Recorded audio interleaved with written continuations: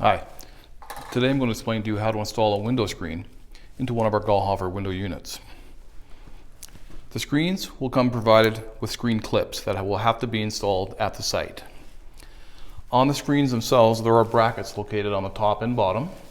The screen clips just snap into position on the screens.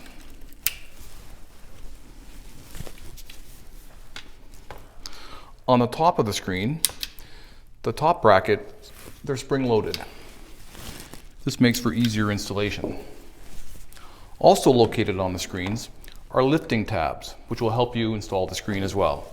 All screens can be installed from the interior of a home.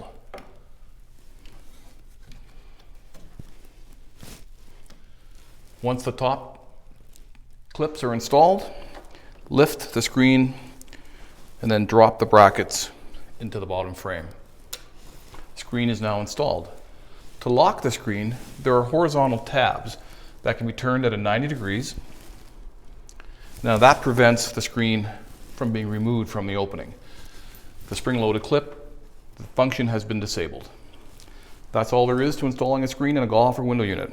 Hope that was informative. Please check out our other videos to watch our other products and any service-related issues that may occur with those products. Thank you very much.